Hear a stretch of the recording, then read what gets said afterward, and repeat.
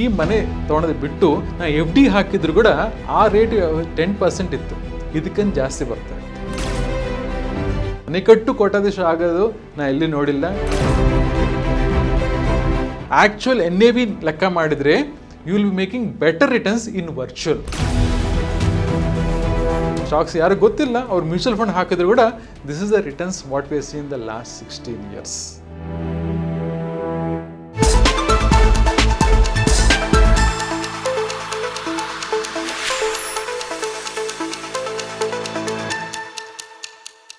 ನಮಸ್ಕಾರ ವೀಕ್ಷಕರೇ, ನೀವು ನೋಡ್ತಾ ಇದ್ದೀರಾ ವಿಸ್ತಾರ ಮನಿ ಪ್ಲಸ್. ನಾನು ಕೇಶವ್ ಪ್ರಸಾದ್. ಕೋಟ್ಯಾಧಿಪತಿ ಆಗೋದು ಹೇಗೆ ಸೀರೀಸ್ನ ಈ ಎಪಿಸೋಡ್ನಲ್ಲಿ ನಾವು ಇವತ್ತು ಒಂದು ವಿಶೇಷವಾದ ಟಾಪಿಕನ್ನು ನಾವು ಇವತ್ತು ಡಿಸ್ಕಸ್ ಮಾಡ್ತಾ ಇದ್ದೀವಿ. ಇದಕ್ಕೋಸ್ಕರ ಅಕ್ಷಯ್ ಮ್ಯಾನೇಜ್ಮೆಂಟ್ನ CEO ಆದಂತಹ ನರಸಿಂಹಕುಮಾರ್ ಅವರು ನಮ್ಮ ಜೊತೆ ಇದ್ದಾರೆ. ಕಾರ್ಯಕ್ರಮಕ್ಕೆ ಸ್ವಾಗತ ನರಸಿಂಹಕುಮಾರ್ ಅವರಿಗೆ. ಸರ್, ಅಕ್ಷಯ್ ಮ್ಯಾನೇಜ್ಮೆಂಟ್ನ ಒಂದು ಟ್ಯಾಗ್ಲೈನಲ್ಲಿ creating second source of income ಅನ್ನುವಂಥದ್ದು ಇದೆ. ಇದರಲ್ಲಿ ಈ ಬಾಡಿಗೆ ಆದಾಯ ಬರುತ್ತಾ ಅಂತ ಒಳ್ಳೆ ಕ್ವೆಶನ್ ಕೇಶವ್ ಅವರೇ. ಸೊ ಈ ಕೋವಿಡ್ ನಂತರ ಎಷ್ಟೋ ರಿಯಲ್ ಎಸ್ಟೇಟ್ಸು ರೇಟ್ಸ್ ಜಾಸ್ತಿ ಆಗಿರೋದು, ರೆಂಟಲ್ ಜಾಸ್ತಿ ಆಗಿರೋದು, ಸೊ ಅದರಿಂದ ನಿಮ್ಗೆ ಈ ಡೌಟ್ ಬರೋದು ನಿಜವೇ. But let me show the data. ನಾನು ಏನು ತೋರಿಸಿದ್ರು ಆ ಡಾಟಾ ಕ್ರಂಚಿಂಗಿಂದ ಮಾಡ್ತೀನಿ. ಸೊ ಫಾರ್ ಎಕ್ಸಾಂಪಲ್, ನಾನು ಮಾಡಿದ್ದು ತಪ್ಪು ನನ್ನ ಲೈಫ್ ಒಳಗೆ, I am ready to accept it. So ನಾನು 2005 ಒಳಗೆ 12 lakhs ಇಟ್ಟು ನಾನಿಲ್ಲಿ ಓಲ್ಡ್ ಏರ್ಪೋರ್ಟ್ ಒಳಗೆ ಒಂದು ಫ್ಲ್ಯಾಟ್ ತೊಗೊಂಡೆ. ಸೊ 2013 ಒಳಗೆ ನಾನು ಮಾರಿಬಿಟ್ಟಿನಿ. So that is a rate of exact. ನಾನು ಯಾಕೆ ನೋಡ್ತೀನಿ ಅಂದರೆ ಎಕ್ಸಾಕ್ಟ್ ಫಿಗರ್ ಹೇಳಬೇಕಂತ 30 lakhs ನಾನು ಮಾರೀನಿ. ಅಂದರೆ ನಿಮ್ಮ ಪ್ರಕಾರ ಎಷ್ಟು ನಾನು ದುಡ್ಡು ಮಾಡೀನಿ? 2.5 times ನಾನು ದುಡ್ಡು ಮಾಡಿದ್ದೀನಿ. ಸೊ ಆ್ಯಕ್ಚುಲಿ ಕಾಸ್ಟ್ ಅಂದರೆ ಅದಲ್ಲ. ಈ 12 lakhs ನಾವೇನು ಬೈ ಮಾಡಿವಲ್ಲ ಅದಕ್ಕೆ ಅಡಿಷ್ನಲ್ ಕಾಸ್ಟಷ್ಟು ಬರ್ತವೆ. ಅಂದರೆ ಫಾರ್ ಎಕ್ಸಾಂಪಲು ನಾನು ರಿಜಿಸ್ಟ್ರೇಷನ್ ಕಾಸ್ಟು, ಇದರೊಳಗೆ ನಾನು ರಿಜಿಸ್ಟ್ರೇಷನ್ ಕಾಸ್ಟ್ ಬಂದುಬಿಟ್ಟು ಒಂದು 84,000 ಸ್ಟ್ಯಾಂಪ್ ಡ್ಯೂಟೀಸು, ಏಜೆಂಟ್ 25,000 rupees. ಅದಾದಮೇಲೆ ಮನೆ ಒಂದೇ ಸಾಕ, ವುಡ್ ವರ್ಕ್ ಬೇಕಾಗ್ತದೆ. ವುಡ್ ವರ್ಕ್ ನಾನು 3 ಲಕ್ಷ ಅದರೊಳಗೆ ಖರ್ಚು ಮಾಡೀನಿ. ಅದಾದಮೇಲೆ ಎವ್ರಿ ಇಯರ್ ನಾನು ಪ್ರಾಪರ್ಟಿ ಟ್ಯಾಕ್ಸ್ ಕಟ್ಟೀನಿ. ಮತ್ತು ನಾನು ಲೋನ್ ತೊಗೊಂಡೆ. ಲೋನಿಗೆ ನಾನು ಅಡಿಷ್ನಲಾಗಿ ಇಂಟ್ರೆಸ್ಟ್ ಸೇರಿಸಿದ್ದು 4 ಲಕ್ಷ. ಸೊ ಎಲ್ಲ ಸೇರಿದರೆ ನನ್ನ ಕಾಸ್ಟ್ ಬಂದುಬಿಟ್ಟು 12 lakhs ಅಲ್ಲ, 20 lakhs. ಸೊ 20 lakhsಗೆ ನನಗೆ ಬಂದಿರೋದು 30 lakhs. ಅಂದರೆ ನೀವು ಹೇಳಿದಂಗೆ 2.8x ಅಲ್ಲ, ನಾಟ್ ಇವನ್ 1x. ಸೊ ನನಗೆ ಬಂದಿರೋದು ಹಾರ್ಡ್ಲಿ ಒಂದು 10 ಲಕ್ಷ ಪ್ರಾಫಿಟ್ ಬಂದೈತೆ.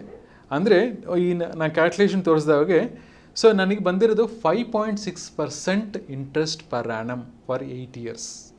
ಆವತ್ತು ನಾನು ಈ ಮನೆ ತೊಗೊಳೋದು ಬಿಟ್ಟು ನಾನು FD ಹಾಕಿದ್ರು ಕೂಡ ಆ ರೇಟ್ 10% ಇತ್ತು, ಇದಕ್ಕಂತ ಜಾಸ್ತಿ ಬರ್ತಾಯಿತ್ತು. ಇದು ಒನ್ ವೇ.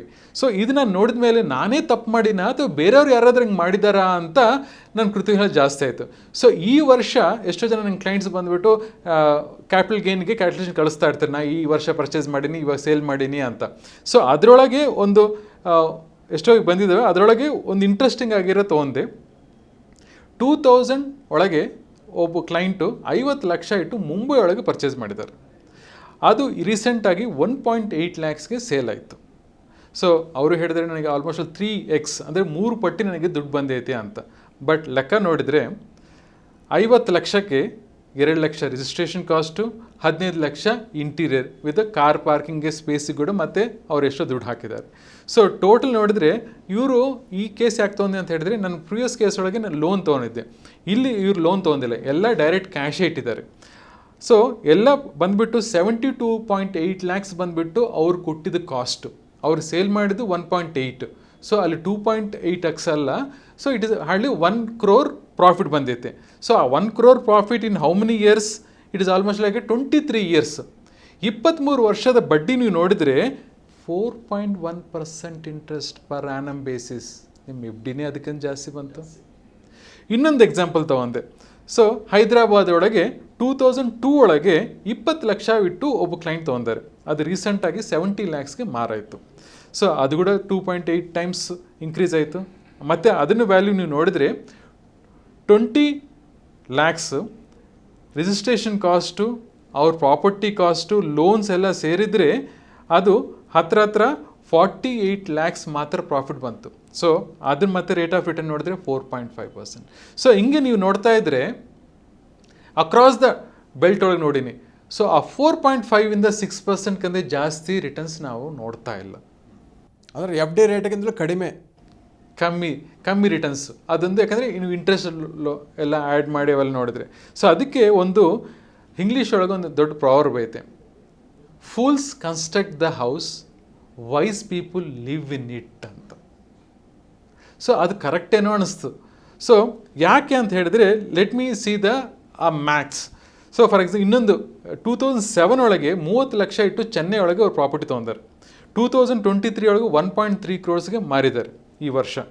ಸೊ ಅದೇ ಮತ್ತೆ ಸೇಮ್ ಅದೇ ಲೆಕ್ಕ ನೀವು ನೋಡಿದರೆ ದಟ್ ಇಸ್ ಆಲ್ಸೋ 5.5%. ಇದನ್ನು ಯಾಕೆ ಕೇಸ್ತು ಅಂತ ಹೇಳಿದ್ರೆ, ಇವರು ಲೋನ್ ತಗೊಂಡದ್ದು 30 ಲಕ್ಷಕ್ಕೆ.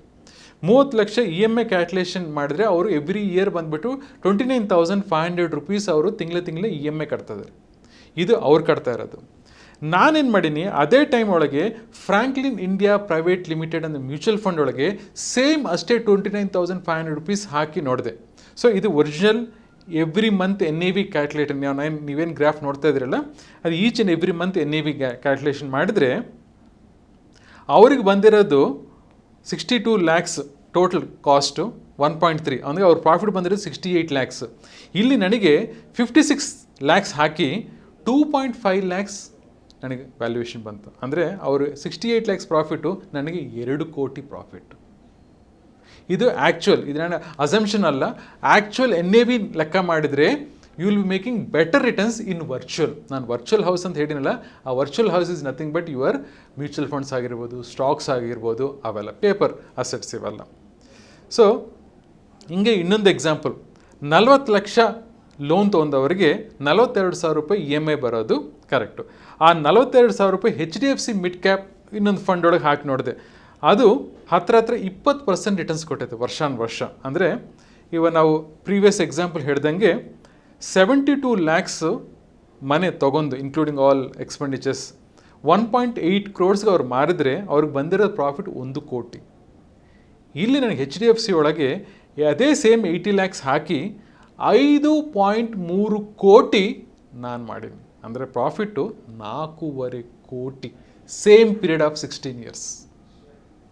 ಸೊ ಇದರಿಂದ ನಾನೇನು ಹೇಳ್ತಾ ಇದ್ದೀನಿ ಅಂತ ಹೇಳಿದ್ರೆ, ಮನೆ ಬೇಕು ಅಂದವರು ಓಕೆ ನೀವು ತೊಗೊರಿ, ಬಟ್ ಮನೆಯಿಂದ ದುಡ್ಡು ಮಾಡ್ಬೋದು ಅನ್ನೋದು ದಯವಿಟ್ಟು ಅದಕ್ಕಂತೆ ಬೆಟರ್ ನಿಮ್ಮ ಮ್ಯೂಚುವಲ್ ಫಂಡ್ ಸ್ಟಾಕ್ಸ್. ಸರ್, ಹಾಗಿದ್ರೆ ಇವಾಗ ನಿಮ್ಮ ಪ್ರಕಾರ ವರ್ಚುವಲ್ ಇನ್ವೆಸ್ಟ್ಮೆಂಟ್ ಬೆಟರ್ ಅಂತ ತಾವು ಹೇಳಿದ್ರಿ. ಒಂದು ಫ್ಲ್ಯಾಟನ್ನು ಎರಡನೇ ಮನೆಯಾಗಿ ನಾವು ಅಥವಾ ಎರಡನೇ ಇನ್ಕಮ್ ಸೋರ್ಸ್ ಆಗಿ ಒಂದು ಮನೆಯನ್ನು ಬೈ ಮಾಡೋದಕ್ಕಿಂತ ಮ್ಯೂಚುವಲ್ ಫಂಡಲ್ಲಿ ಇನ್ವೆಸ್ಟ್ಮೆಂಟ್ ಮಾಡಿದರೆ ಜಾಸ್ತಿ ಇನ್ಕಮ್ ಸಿಗುತ್ತೆ ಅಂತ. ಆದರೆ ಒಂದು ಎರಡನೇ ಮನೆ ಮತ್ತು ಎರಡನೇ ಆದಾಯ ಅಂತ ನೋಡೋ ಸಂದರ್ಭದಲ್ಲಿ ಬಾಡಿಗೆ ಆದಾಯ ಬರುತ್ತೆ. ಅದಕ್ಕೆ ಈ ಬಾಡಿಗೆ ಆದಾಯನ ಸೇರಿಸಿದಾಗ ಅದರ ವ್ಯಾಲ್ಯೂಷನ್ ಜಾಸ್ತಿ ಆಗುತ್ತಾ ಅಂತ. ಓಕೆ, ಒಳ್ಳೆ question. Let me show the Max on that one. Assuming ಈ ನಾವೇನು ಮಾತಾಡಿವಲ್ಲ ಅದೇ ಎಕ್ಸಾಂಪಲ್ ತಾನು, 1 ಕೋಟಿ ಮನೆ ನೀವೆಲ್ಲಾದರೂ ಬೆಂಗಳೂರು 1 ಕೋಟಿ ಮನೆ ನೋಡಿದರೆ, ಅಂದರೆ ಅದಕ್ಕೆ ಕಾರ್ ಪಾರ್ಕಿಂಗು ರಿಜಿಸ್ಟ್ರೇಷನ್ ಎಲ್ಲ ಸೇರಿ 1 ಕೋಟಿ ಆಗೋಂಥ ಮನೆಗೆ ನಿಮ್ಗೆ 20,000ಇಂದ 35,000 ಆ್ಯಾವ್ರೇಜ್ ಆಗಿ ನಿಮಗೆ ರೆಂಟ್ ಬರ್ತದೆ. So let me take 25,000 average ತೊಗೊಳೋಣ. ಸೊ ಈ 25,000 ರೂಪಾಯಿ ನನಗೆ 1 ಕೋಟಿ ನಾನು ದುಡ್ಡು ಹಾಕಿದರೆ, ಬಂಡವಾಳ ಹಾಕಿದರೆ ನನಗೆ 3% ಮಾತ್ರ ಬರ್ತದೆ, 25,000 ಅಂತ ಹೇಳಿದ್ರೆ. ಅದೇ ನನಗೆ 1 ಲಕ್ಷ ರೂಪಾಯಿ ನನಗೆ ವರ್ಚುವಲ್ ಮನೆಯೊಳಗಿದ್ದರೆ I will be getting 1,25,000 rupees as a monthly income. ಅದು ರೆಂಟಲ್ ಅನ್ಕೋಬೋದಲ್ಲ. ಸೊ ಅದ್ರೊಳಗೆ ತಲೆನೋವು ಎಷ್ಟು ಕಮ್ಮಿ ಆಯಿತು. ಸೊ ಇದನ್ನು ನೀವು ಮನೆ ನೋಡ್ಕೋಬೇಕು, ಒಂದು 5 ವರ್ಷ ಪರವಾಗಿಲ್ಲ, 10 ವರ್ಷ 15 ವರ್ಷ ಆದರೆ ಆ ತಲೆನೋವು ಇಲ್ಲ ನಿಮಗೆ. ಸೊ ಹಾಕಿ ಕೂಡಿದ್ರು ಕೂಡ ನಿಮಗೆ ಎವ್ರಿ ಮಂತ್ SWP ಅಂತ ಪ್ಲ್ಯಾನ್ ಐತೆ. ಅದರೊಳಗೆ ನೀವು ಆಪ್ಟ್ ಮಾಡಿದರೆ ಎವ್ರಿ ಮಂತ್ ನಿಮಗೆ ಆ 1.25 lakhs ನಿಮಗೆ ಆ 1 ಕೋಟಿ ಮೇಲೆ ಬಂಡವಾಳ ಮೇಲೆ ಬರ್ತಾ ಇರ್ತದೆ. ಅದನ್ನು ಕಂಪೇರ್ ಮಾಡಿ ನೋಡೋಣ. ಫಾರ್ ಎಕ್ಸಾಂಪಲ್, ಇವಾಗ ನಾನು 1 ಕೋಟಿ ಮನೆ ಅಂತ ಹೇಳಿರಲ್ಲ, ಆ 1 ಕೋಟಿ ಮನೆ ಇವಾಗ ನಾವು ಬೇರೆ ಎಕ್ಸಾಂಪಲ್ ನೋಡ್ದಂಗೆ 1 ಕೋಟಿ ಬಂದುಬಿಟ್ಟು 2.8 crores ಆಯಿತು 16 years ಒಳಗೆ. ರೆಂಟು 25,000 ಬಂತು.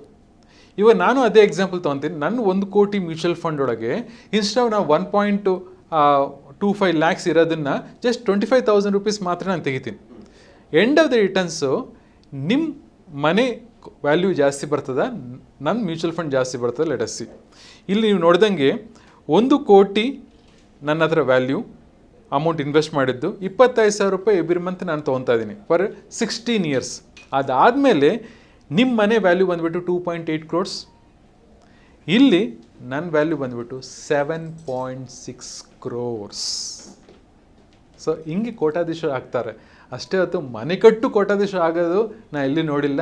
ಎಷ್ಟೋ ಎಕ್ಸಾಂಪಲ್ಸ್ ನೋಡಿ ನಿಮ್ಮ ಮುಂದೆ ತೊಗೊಂಬರ್ತಾ ಇದ್ದೀನಿ ಈ ಡೇಟಾ. ಯಾಕಂದರೆ almost like 60 to 70 client basis ಎಲ್ಲ ತೆಗೆದು ಅವ್ರು ಎಷ್ಟು ಬೈ ಮಾಡಿದ್ದಾರೆ, ಎಷ್ಟು ಸೇಲ್ ಮಾಡಿದ್ದಾರೆ, ಎಷ್ಟು ರೆಂಟಲ್, ಅವೆಲ್ಲ ನೋಡಿದ್ರೆ ಏನು it does not even touches the FD returns. So ಇದನ್ನು ಬಿಟ್ಟು ನೀವು ಮ್ಯೂಚುವಲ್ ಫಂಡು ಅಥವಾ ನಿಮಗಿನ್ನ ಈ ಮ್ಯೂಚುವಲ್ ಫಂಡಿಗೆ ಜಾಸ್ತಿ ರಿಟರ್ನ್ಸ್ ಬೇಕಂದ್ರೆ ಸ್ಟಾಕ್ಸ್ ಇದ್ದಾವೆ. ಸ್ಟಾಕ್ಸ್ ಯಾರು ಗೊತ್ತಿಲ್ಲ, ಅವ್ರು ಮ್ಯೂಚುವಲ್ ಫಂಡ್ ಹಾಕಿದ್ರು ಕೂಡ this is the returns what V C in the last 16 years. Sir, ನಮ್ಮ ವೀಕ್ಷಕರಿಗೆ ಇಷ್ಟು ಹೊತ್ತು ಒಂದು ಐ ಓಪನರ್ ಸೆಷನ್ ಅನ್ನು ನೀವು ಹೇಳಿದಿರಿ. ಮುಖ್ಯವಾಗಿ ಸಾಮಾನ್ಯವಾಗಿ ಒಂದು ಮನೆ ಎಲ್ರಿಗೂ ಬೇಕಾಗುತ್ತೆ, ಅವರಿಗೆ ಒಂದು ವಾಸಕ್ಕೆ ತಲೆಮಾರನ್ನು ಸೂರು ಬೇಕು ಅನ್ನುವಂಥದ್ದು.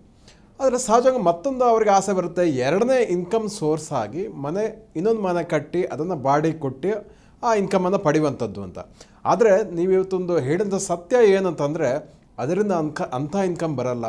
FD ಇಂಟ್ರೆಸ್ಟ್ ರೇಟಿಗಿಂತಲೂ ಕಡಿಮೆ ಆದಾಯ ಅದರಿಂದ ಬರುತ್ತೆ ಅನ್ನುವಂಥ ಒಂದು ವಾಸ್ತವ ಪರಿಸ್ಥಿತಿಯನ್ನು, ಮತ್ತು ಅದಕ್ಕೆ ಪರಿಹಾರವಾಗಿ ಏನು ಮಾಡ್ಬೋದು, ವರ್ಚುವಲ್ ಇನ್ವೆಸ್ಟ್ಮೆಂಟ್, ಅದರಿಂದ ಯಾವ ರೀತಿಯಲ್ಲಿ ಇನ್ಕಮ್ ಮಾಡ್ಬೋದು, ಎಷ್ಟು ಪಟ್ಟು ಜಾಸ್ತಿ ಇನ್ಕಮ್ ಸಿಗ್ಬೋದು ಅಂತ ಒಂದು ಒಳ್ಳೆ ಉಪಯುಕ್ತವಾದ ಮಾಹಿತಿಯನ್ನು ತಿಳಿಸಿದ್ದೀರಿ.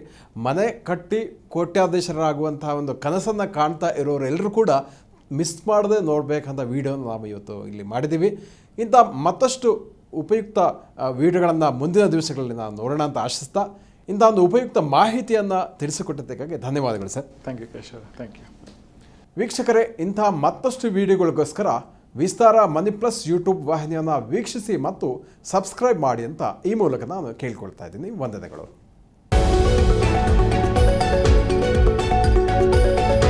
ಪ್ರತಿ ಕ್ಷಣದ ಸುದ್ದಿಗಳಿಗಾಗಿ ವಿಸ್ತಾರ ನ್ಯೂಸ್ ಆಪ್ ಡೌನ್ಲೋಡ್ ಮಾಡಿ. ವಿಸ್ತಾರ ನ್ಯೂಸ್, ನಿಖರ ಜನಪರ.